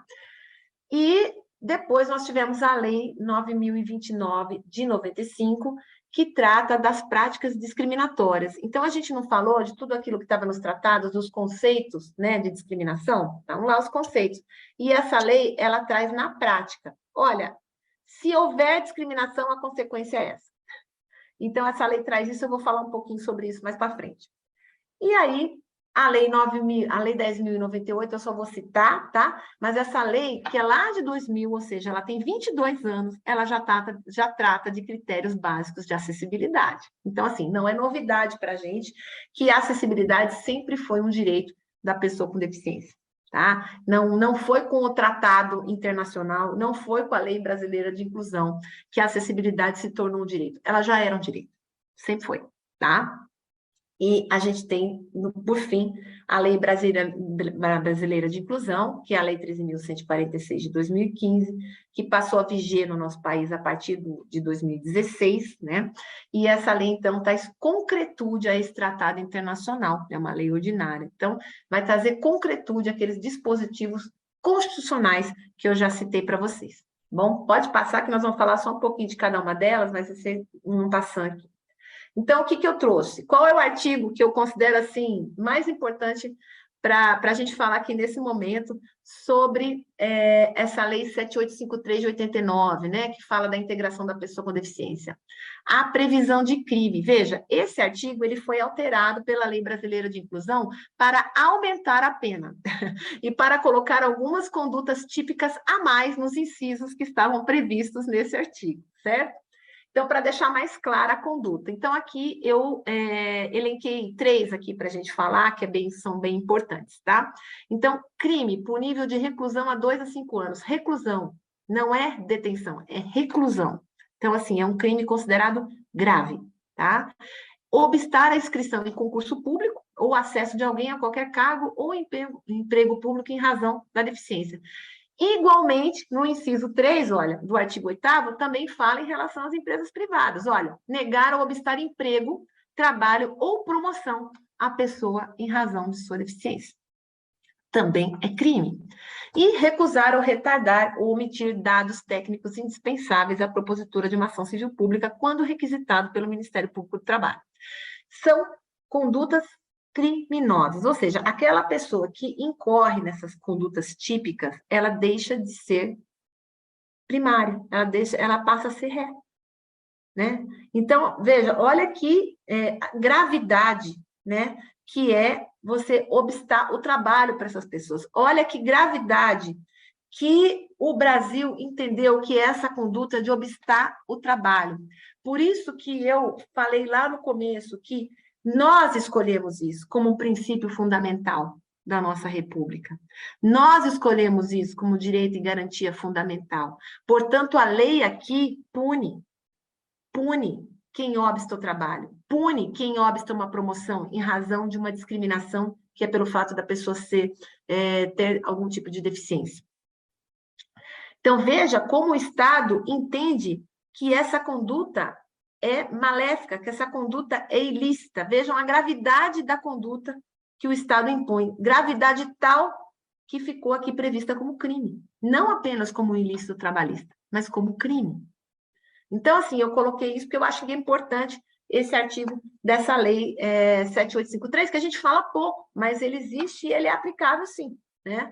Bom, vamos passar então para o próximo slide, que é outro ponto que é muito importante. Então, se o nosso país diz que a busca do pleno emprego, né, é um princípio fundamental da nossa atividade econômica, e que o princípio da livre iniciativa tem que estar equilibrado com a valorização do trabalho humano e a dignidade da pessoa humana, se o Tratado Internacional fala que tem que haver uma ação afirmativa para a inclusão do trabalhador com deficiência no mercado de trabalho, nós temos aqui uma lei que traz essa obrigação. Né? Então, o artigo 93 da Lei 8.213, ele traz de forma escalonada e ele cria essa obrigação, que é uma ação afirmativa, para que as empresas com mais de 100 empregados cumpram a cota dos trabalhadores com deficiência ou reabilitados perante a Previdência Social. Por quê? Aquele trabalhador que se acidentou, né, no seu local de trabalho, ou que se acidentou em outra situação, reabilitado pela Previdência, ele tem que ser inserido novamente no mercado de trabalho. E o trabalhador que nasceu com deficiência ou que depois adquiriu essa deficiência também deve estar inserido no mercado de trabalho através de uma ação afirmativa. E por que é uma ação afirmativa? Porque é um grupo de pessoas excluídas.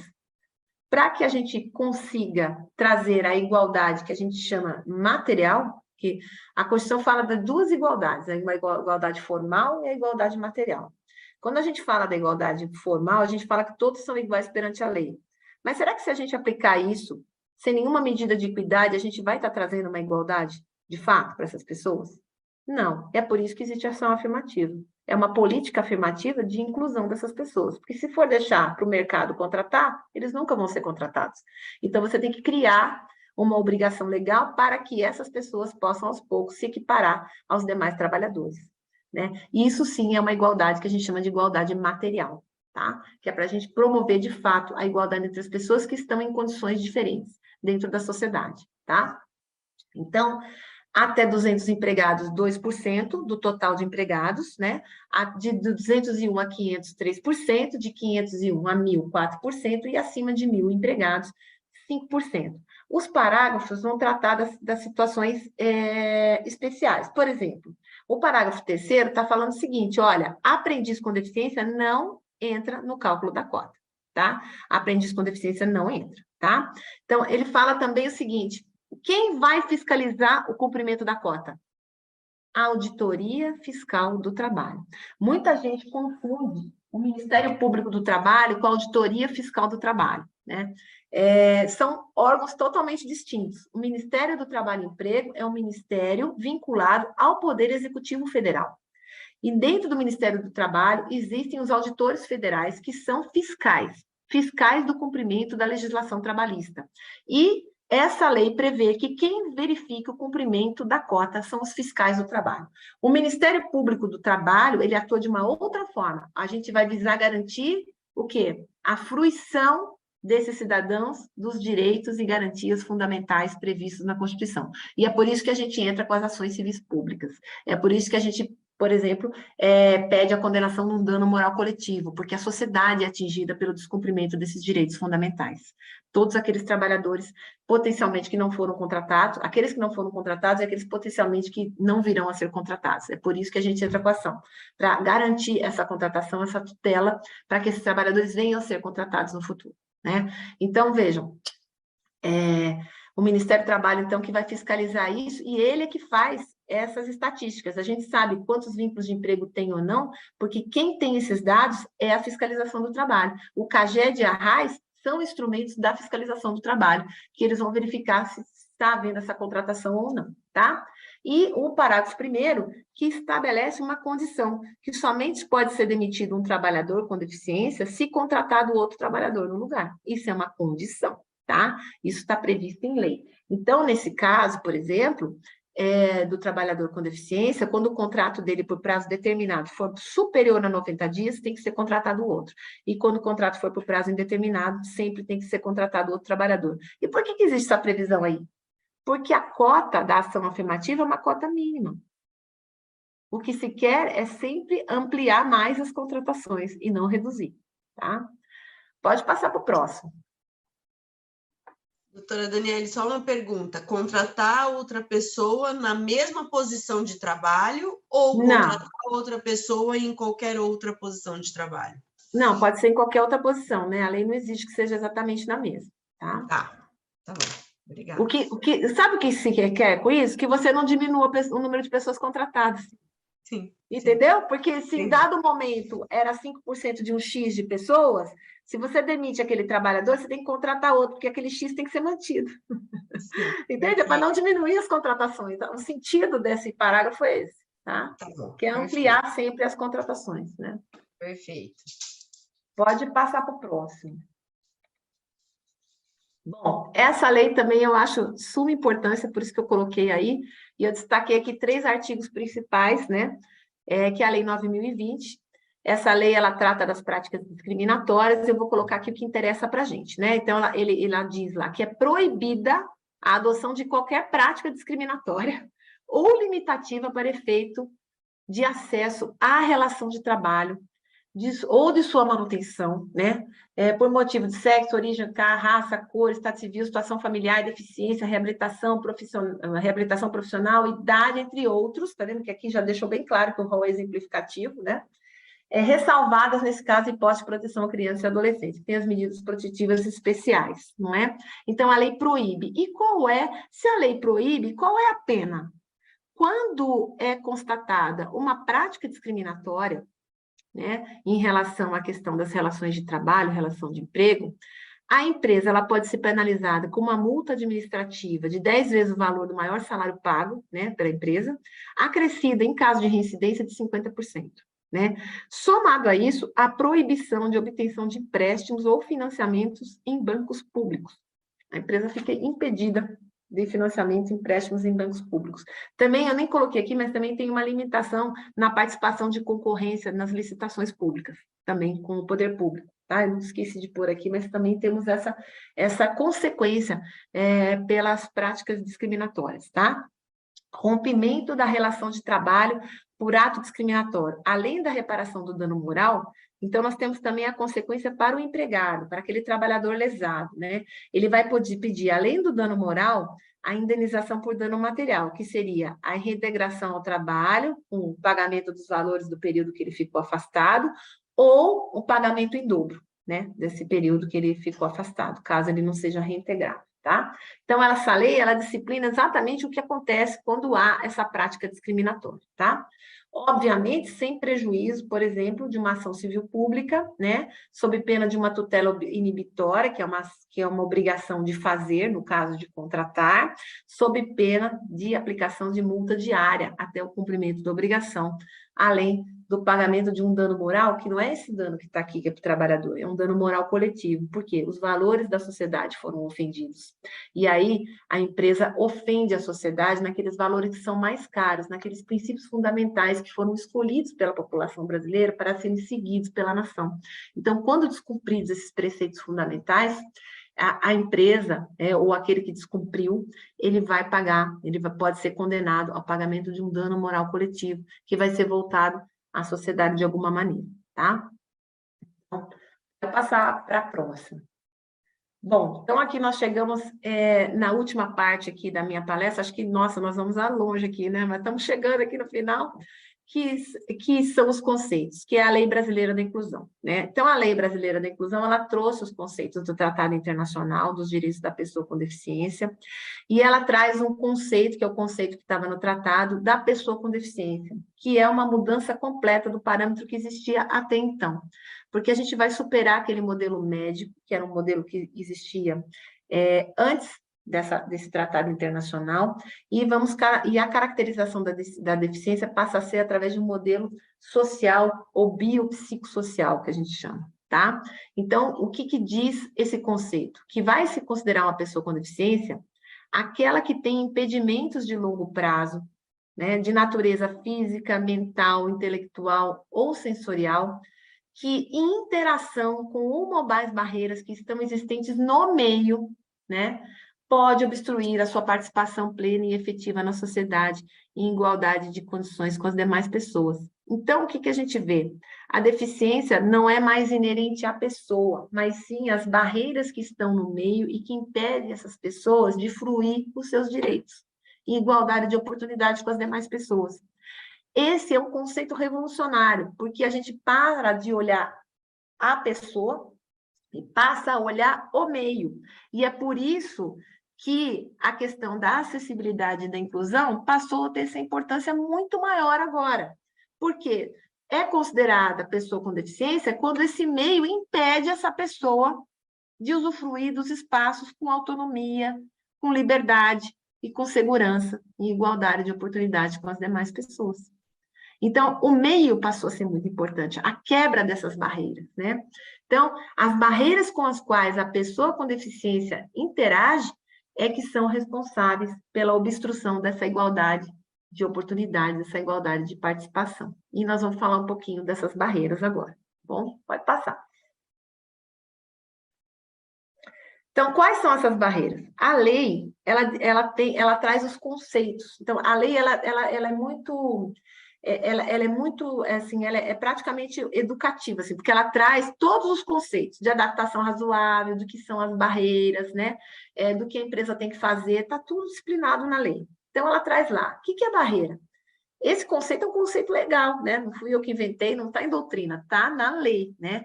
É qualquer entrave, obstáculo, atitude ou comportamento. Veja, nós estamos tratando aqui de tudo, não só da questão do meio ambiente arquitetônico, por exemplo, que está dentro do prédio. Nós não estamos tratando da questão arquitetônica só. Nós estamos tratando também de atitudes, de comportamentos nossos, que podem ser barreiras, né? Que vão limitar ou impedir a participação social da pessoa, bem como o gozo, né? A fruição e o exercício dos seus direitos. A acessibilidade, né? A liberdade de movimento e de expressão, a comunicação, o acesso à informação, a compreensão e a circulação com segurança. Olha que importante. Na verdade, esse conceito está abrangendo aqui, ó, todas as barreiras que existem na sociedade que impedem as pessoas com deficiência de utilizar os espaços com segurança, de conseguirem compreender o que está à sua volta com exatidão, que é o que a lei determina que seja feito.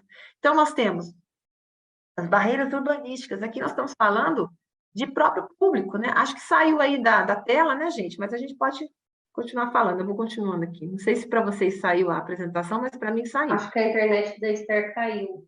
Ah, mas eu vou continuando, gente, porque eu tenho horário mesmo. Tá. Então, assim, vamos lá que eu vou continuar falando. Então, nós temos, né, as barreiras urbanísticas, arquitetônicas, de transportes, na comunicação e na informação, as atitudinais e as tecnológicas. Quando a gente fala de barreira urbanística, são as barreiras mesmo que estão nas vias urbanas, né? Nos próprios públicos, nas vias urbanas, tá? Então, é acesso à calçada. Imagina, não tem problema. Eu vou falando aqui porque senão a gente não consegue terminar e eu realmente vou precisar sair daqui a pouquinho.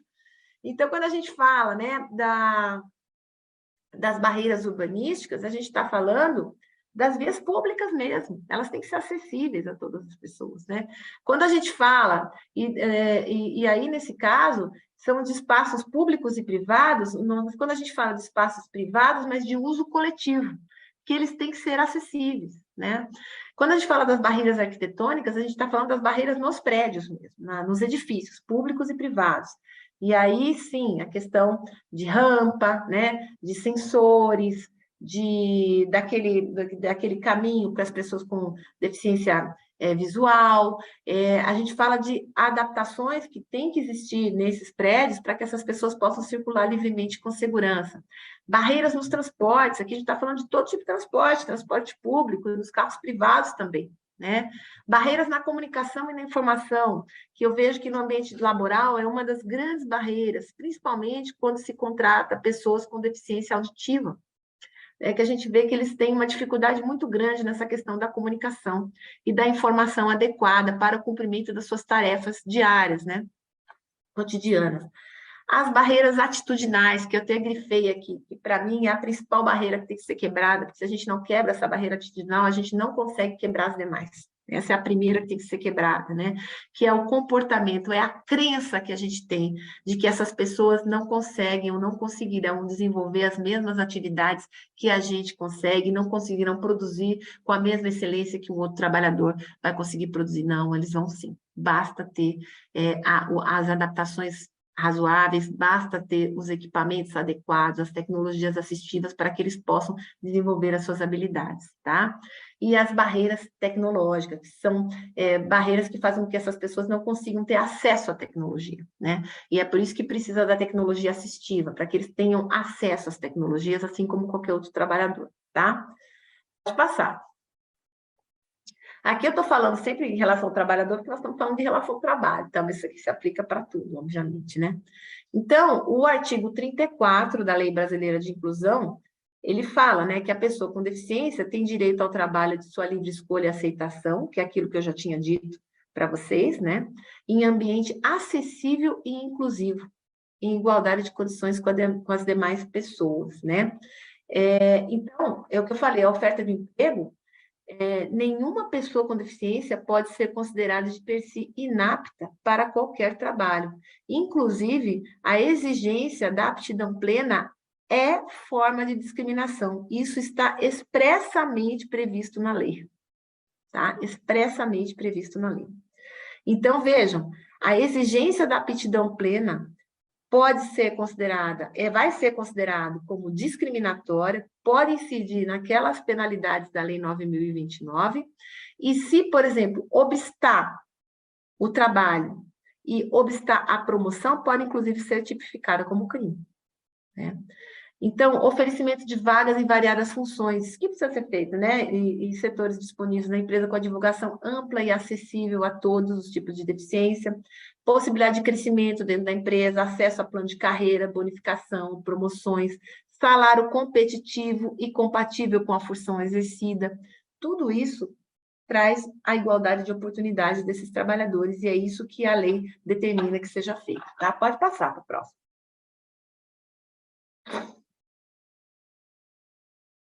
Olha, toda pessoa com deficiência... Não, isso aqui... deixa eu ver. Toda pessoa com deficiência tem direito à igualdade de oportunidade com as demais pessoas e não sofrer nenhuma espécie de discriminação. E aqui ele traz, tá vendo? O conceito de discriminação também é trazido pela Lei Brasileira de Inclusão. Só que veja que coisa interessante. Lá no conceito do tratado, ele fala que inclui as adaptações razoáveis. E aqui, no conceito trazido pela lei, ele fala: também é considerada uma forma de discriminação a recusa de adaptações razoáveis e o fornecimento, né? O não fornecimento das tecnologias assistivas. Veja, então, a acessibilidade, a negação da acessibilidade passou a ser uma forma de discriminação, tá? A pessoa com deficiência não... Vamos lá. Aqui. Inclusão, aqui chamaram aqui, tá vendo? Agora eu tô... Pode atender lá. É que eu tô numa palestra aqui, ó. Gente, desculpa, aqui não tem jeito, tá em casa, às vezes acontece, né? Bom, o que dizem os demais parágrafos, né? Desse artigo 34. A pessoa com deficiência tem direito à igualdade de oportunidades com as demais pessoas, a condições justas e favoráveis de trabalho, incluindo igual remuneração por trabalho de igual valor. Isso está lá no artigo 7º, inciso 31 da nossa Constituição Federal também, certo? É vedada a restrição ao trabalho da pessoa com deficiência e qualquer discriminação em razão de sua condição, inclusive nas etapas de recrutamento, seleção, contratação, admissão, exames admissional e periódico, permanência no emprego, ascensão profissional e reabilitação profissional, bem como exigência de aptidão plena. Olha aqui, tá aqui. O dispositivo é expresso na legislação, tá?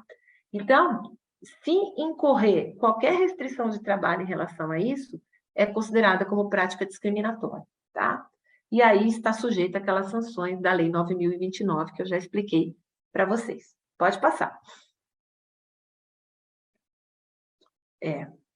As pessoas jurídicas de direito público ou privado ou de qualquer natureza são obrigadas a garantir ambientes de trabalho acessíveis e inclusivos. Então, é uma obrigação que demanda da lei, né? É uma obrigação legal. Isso traz concretude àqueles direitos que estavam previstos no tratado como normas constitucionais. Bom, pode passar. Bom, e o que é um ambiente acessível e inclusivo, né? Aí eu coloquei aqui o que é inclusão? A inclusão é a promoção dessa acessibilidade, o oferecimento de tecnologias assistivas quando necessário, né? Porque vai depender do tipo de limitação que a pessoa tenha, obviamente, não é? A realização das adaptações razoáveis no ambiente de trabalho, quer dizer, o que é uma adaptação razoável? Um ambiente que seja já acessível para as pessoas com deficiência, pode acontecer, por exemplo, de um trabalhador ter algum tipo de limitação específico que ele precisa, por exemplo, de um posto de trabalho um pouco diferenciado, uma altura diferente da mesa, uma altura diferente da cadeira, um posicionamento diferente daquele setor de trabalho para que ele possa desenvolver a sua atividade. Isso é uma adaptação razoável, tá? O que eu quero dizer com isso é o seguinte, a adaptação razoável não é aquela coisa mal arrumada, feita de qualquer maneira só para a pessoa poder trabalhar. Não. Quando o ambiente está acessível para aquele trabalhador, naquele determinado posto de trabalho, ter uma adaptação feita para ele especificamente, para ele poder desenvolver aquela atividade dele. Isso é a adaptação razoável. Que ela não precisa ser onerosa para a empresa, mas ela tem que ser de uma maneira que a pessoa possa desenvolver suas atividades, tá? E o desenho universal, né? O desenho universal, ele está também dentro dessa questão da inclusão, mas a ideia é de que todos os edifícios, né, todos os prédios, que essas barreiras arquitetônicas, elas acabam não ocorrendo, por quê? Porque os espaços, né, públicos e privados, eles têm que ser feitos para todos, não só para as pessoas que não têm deficiência, para todos utilizarem, de forma indistinta, tá? Então, o desenho tem que ser feito para todo mundo. É isso aí, pode passar. Bom, vamos passar, que acho que eu já expliquei mais ou menos isso, pode passar. O que é, então, que eu falei que é a primeira situação que a gente tem que quebrar, a primeira barreira? A primeira barreira é atitudinal. A gente realmente tem que mudar a nossa consciência, né? Pode passar para o próximo, né? A gente tem que mudar a nossa crença de que essas pessoas não teriam, né, a possibilidade de desenvolver o seu trabalho como qualquer outra pessoa. Eles têm sim, só que para isso eles precisam desse ambiente que seja acessível, inclusive. Eles precisam que as pessoas, de cara, já quebrem essa barreira de não os enxergar, de não falar com eles. O que a gente percebe muitas vezes? Que, às vezes, a pessoa ela acaba ficando isolada porque você não sabe como lidar com ela e você não conversa com ela fica ali isolada, né? Então, essa barreira atitudinal é a primeira que tem que ser quebrada.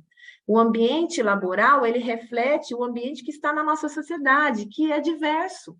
A diversidade faz parte da sociedade e ela tem que ser respeitada em todos os ambientes, inclusive nas empresas. Inclusive nas empresas. Então, assim, porque dentro das empresas, eles... Só um instantinho, gente, só um instantinho.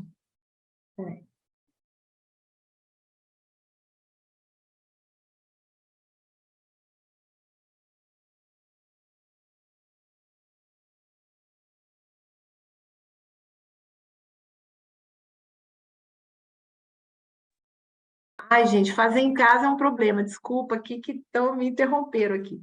Bom, então, a primeira barreira que a gente tem que quebrar é esse preconceito de que as pessoas não podem realmente desenvolver o mesmo trabalho que a gente, ou as mesmas atividades que a gente. E aí, eu trouxe uns slides aqui para a gente pensar, né? Como a sociedade evolui. E como essa questão tem que evoluir também em todos nós, né? Lá na década de 70, olha só aonde essa criancinha estava, gente. Em cima do carro, no meio do trânsito. Olha essa outra mãe com esse monte de filhos sentado no banco da frente do carro. Quando que hoje a gente pode imaginar que as crianças vão andar no banco da frente do carro ou no capô do carro? Isso era uma coisa que lá na década de 70, 80 era normal. Hoje, ninguém mais concebe esse tipo de prática, porque pensa assim, nossa, mas isso é muito perigoso, está colocando em risco aquela criança. Ninguém deixa de colocar no banco da frente porque vai incorrer numa multa de trânsito. As pessoas não colocam mais porque tomaram consciência de que colocar as crianças no banco da frente ou no capô do carro pode sim causar um acidente grave. Pode sim fazer com que essa criança perca a vida ou perca sua integridade física. Então, na verdade, isso foi uma evolução, não foi? Porque as pessoas não tinham essa ideia na cabeça. Só que com a conscientização que foi feita, com fiscalização intensa, a sociedade passou a mudar esse conceito. E é isso que a gente quer chegar em relação à pessoa com deficiência. Pode passar para o próximo slide. Olha aqui outra coisa. Na década de 50, é um médico fumando, gente. É propaganda de cigarro. O médico está fumando. Olha assim, ó, para um trabalho de responsabilidade.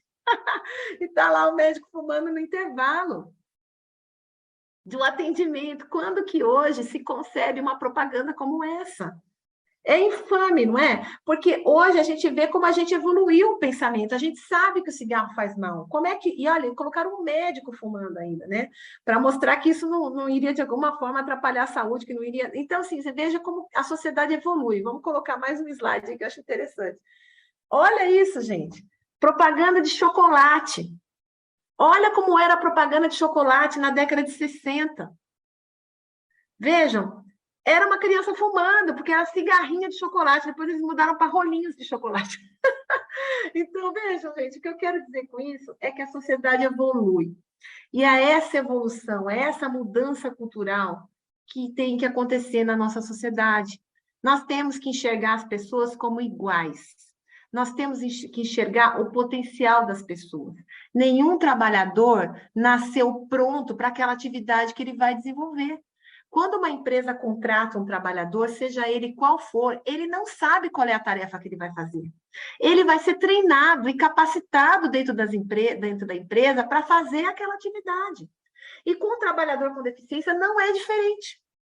Ele vai sim ter que ser capacitado e aprender aquele trabalho, assim como qualquer outro trabalhador. Só que você vai poder colocar ele numa sala de aula ou colocar num treinamento como os outros trabalhadores?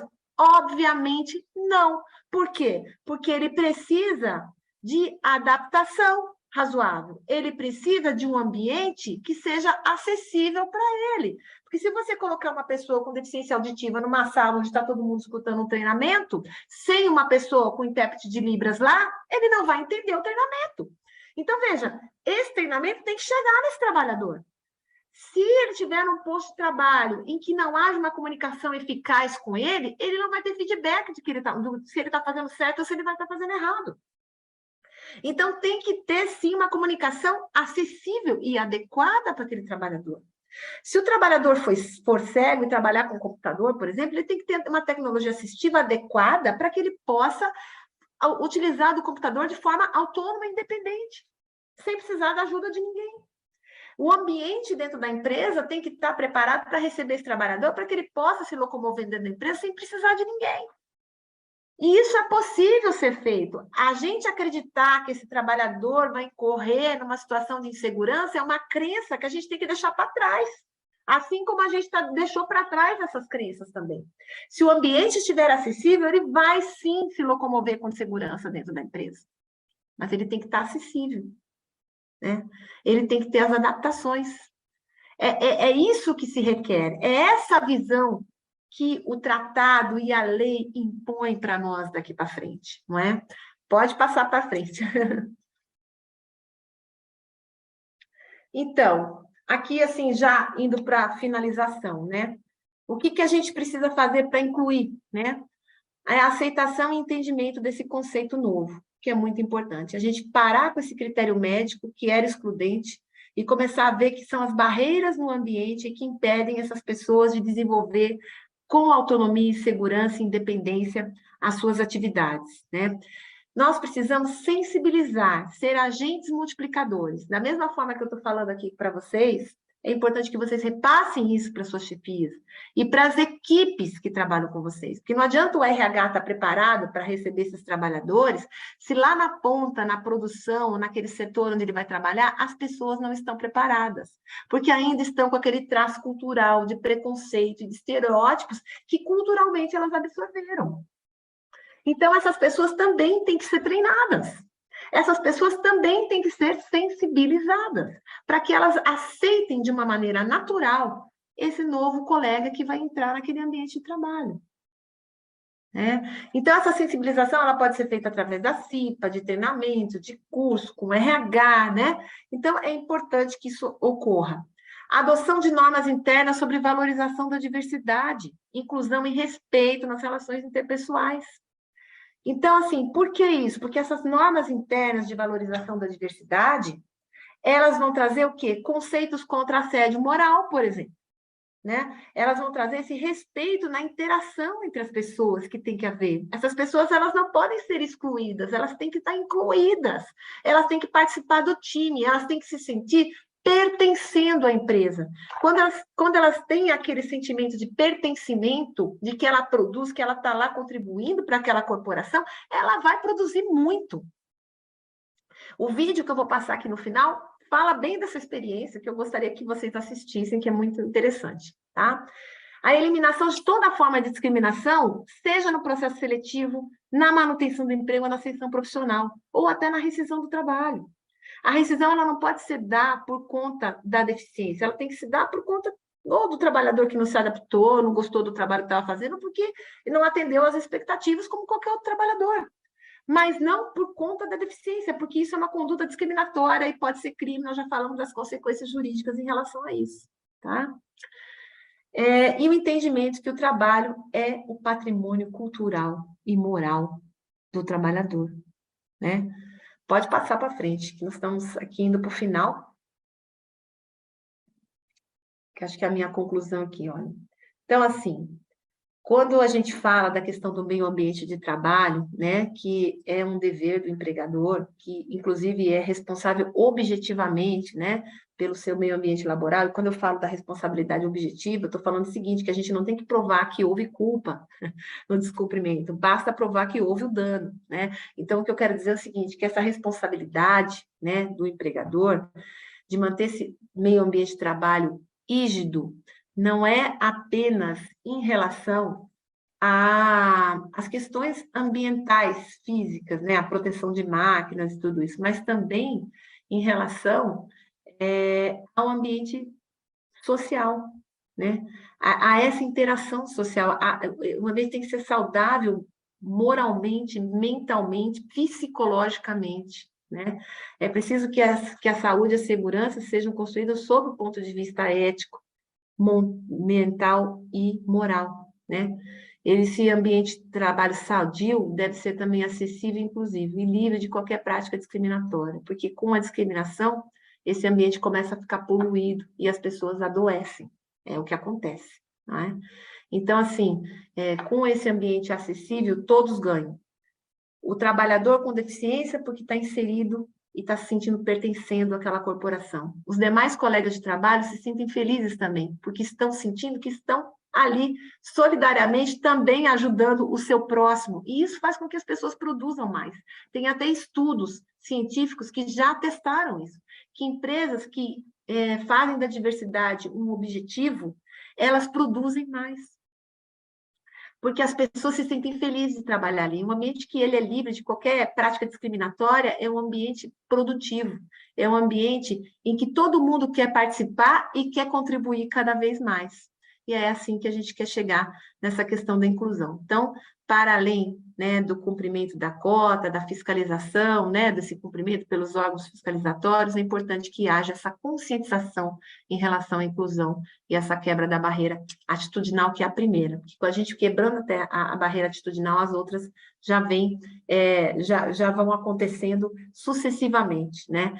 E eu sempre falo isso em todas as palestras que eu falo, é o seguinte: o cumprimento da cota é difícil porque não há inclusão e não há acessibilidade. A partir do momento que as empresas passarem a ter um ambiente acessível e inclusivo, esse cumprimento da cota vai ser apenas a consequência dessa inclusão e dessa acessibilidade. Vai ser consequência, não vai haver dificuldade. Tá bom? Então, é isso. Um bom dia a todos. Eu não vou poder ficar, infelizmente, porque passou o tempo. E eu gostaria que vocês assistissem o filme, que é bem interessante, bem legal. E eu fico aberta aí a questionamentos, depois eu posso responder, não tem problema nenhum, tá? Eles podem direcionar para vocês a pergunta e depois eu respondo, tá bom? Pode deixar, Então, doutora Daniele. Então, tá. Muito obrigada, viu? Muito obrigada, foi eu que agradeço. muito importante. Obrigada. Então, eu vou passar o vídeo que a eu vou me doutora... despedir, tá? Que eu preciso ir mesmo, tá bom? Tchau, Então, gente. vai, tchau. Obrigada. Eu vou passar o vídeo, eu vou descompartilhar e vou passar o vídeo para vocês de novo, porque teve a queda da energia na minha casa, e eu vou abrir de novo aqui, tá? E também só compartilhando que no grupo, depois a gente disponibiliza só o link também do vídeo, né? Porque as pessoas possam assistir depois. Então, a gente vai disponibilizar o link desse encontro nosso e mais o link do vídeo também. Tá. Eu vou abrir aqui.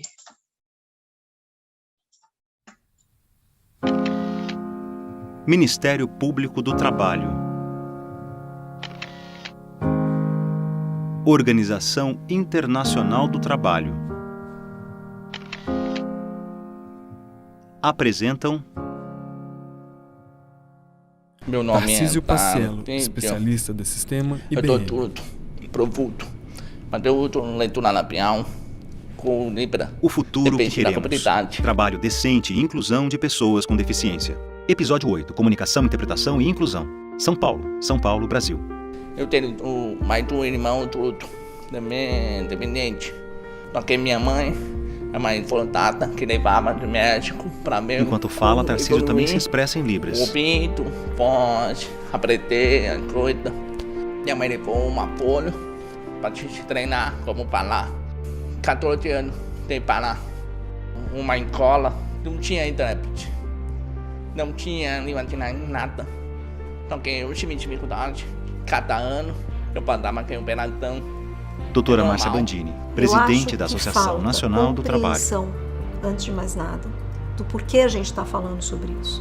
Não é porque é lei, é muito maior do que isso.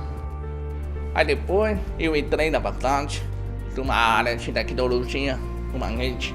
Mas na época, 2002, tinha uma lei de Libra, comentou e é obrigado como colocar o intérprete numa faculdade. Aí eu fiz de pós-graduação de especialista de segurança. Reinaldo Bugarelli, sócio-diretor da Chai Consultoria Depois de tantos Educação. anos, vem avançando muito na lei, na legislação, que ela expressa um entendimento de uma parte da população sobre o que significa a deficiência, os direitos, no caso aí o foco, né, de pessoas com Marta Gil, deficiência. consultora na área de inclusão. Novos produtos e novos serviços vão sendo criados. Então, por exemplo, a profissão do intérprete de Libras já é uma profissão regulamentada. Adriana Ferreira da Silva, líder de diversidade e inclusão no Brasil, IBM. Está muito além da questão da cota. O meu dono entrar na IBM como antes. O professor da faculdade falava, a IBM é uma empresa com tecnologia, preparado, tudo pronto. Aí eu falei, nada, será que eu vou conseguir entrar? Porque é tudo incrível, manter currículo. E como é que se dá esse processo? A gente faz uma reunião com esse gerente, esclarece os pontos, as dúvidas que ele tem e marca a primeira entrevista, normalmente presencial, quando é possível. Me chamou. Fiz uma entrevista muito legal, mas teve alguma dificuldade por causa do inglês, porque é falta de costume, porque aqui no Brasil não tem informação em inglês. Estudar é uma coisa, falar oral é uma coisa, para tudo não tem como estudar oral.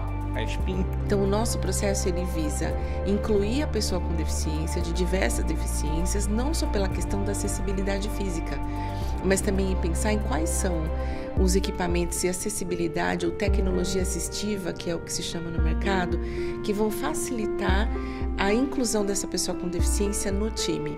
O chefe de entrevista perguntou para mim, qual é a tua dificuldade? Primeira coisa, não. o principal, comunicação. Mas como? Porque eu falo, tudo bem, todo mundo entende. Por meio do computador, ele conversa com a intérprete. Aí ele perguntou o que tem oportunidade para melhorar, o que pode ajudar. Sempre o equipamento, tecnologia, chama Viável Brasil, o sinal Viável Brasil ou Viável. Essa facilidade me ajuda a qualquer momento. Por exemplo, se você tenta levantar, falar, vamos reunião, aí eu abro. Intérprete está no mesmo local, central de intérprete. Eu posso ir no carro. O contrato mais fácil, porque contrata como um ano, depois renova. Eu acho que um ponto muito importante é a gente não reinventar a roda. Já existem várias coisas acontecendo hoje no mercado por empresas líderes como a IBM que estão dispostas a fazer um trabalho de inclusão de verdade, que podem ser facilmente replicadas. Adaptar é uma coisa, comunicação é uma coisa. Sem dúvida, a imagem das pessoas com deficiência e a percepção que nossa sociedade tem das pessoas com deficiência está mudando de forma radical. Também estão mudando as expectativas das próprias pessoas com deficiência. Até pouco tempo, por exemplo, se pensava que a única via possível para as pessoas com deficiência conseguirem renda em países em desenvolvimento era por meio da economia informal, e que o emprego no setor privado não era realmente uma opção. Felizmente, isso está mudando. Também em países em desenvolvimento que empregam pessoas com deficiência. Nós, da Organização Internacional do Trabalho, estamos apoiando esse processo por meio da rede global de empresas e deficiências que nós coordenamos. Esta rede agrupa empresas globais que contam com boas políticas de inclusão de pessoas com deficiência e um número crescente de iniciativas nacionais de empresas e deficiência. Uma das experiências mais positivas é a rede de inclusão social do Brasil. Ainda que muitas empresas comecem a desenvolver o trabalho no âmbito das deficiências para poder cumprir com a normativa legal vigente, logo se dão conta das vantagens que suas empresas têm ao contratar pessoas com deficiência. Quando perguntamos às empresas sobre o impacto que tiveram com a inclusão de pessoas com deficiência, as empresas nos dão essas respostas. Por um lado, a motivação que as pessoas com deficiência aportam às empresas e o impacto que tem no resto dos trabalhadores. Por outro lado, o impacto positivo na imagem da empresa com seus clientes, que inclui, obviamente, os clientes com deficiência. Créditos na tela. Agradecimentos especiais àqueles e àquelas que generosamente compartilharam suas experiências e suas vidas para a realização dessa série.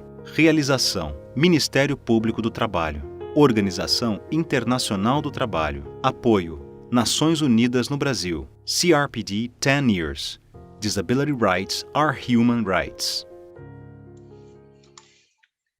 Bom, fechamos a nossa manhã, né, muito com chave de ouro, imagino, né, nesse vídeo.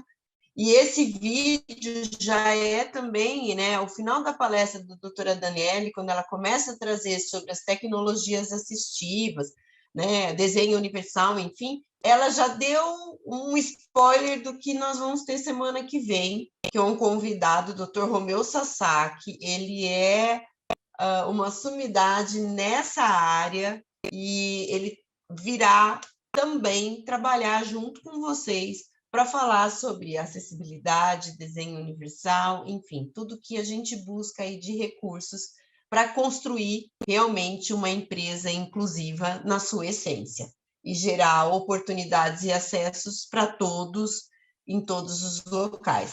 Então, gente, queria agradecer enormemente, vocês ficaram aqui até mais tarde um pouco. Quem tiver realmente dúvida, traga para nós no grupo, não tem problema, a gente repassa para a doutora Daniele e repassamos a resposta. Cata, tem algum recado?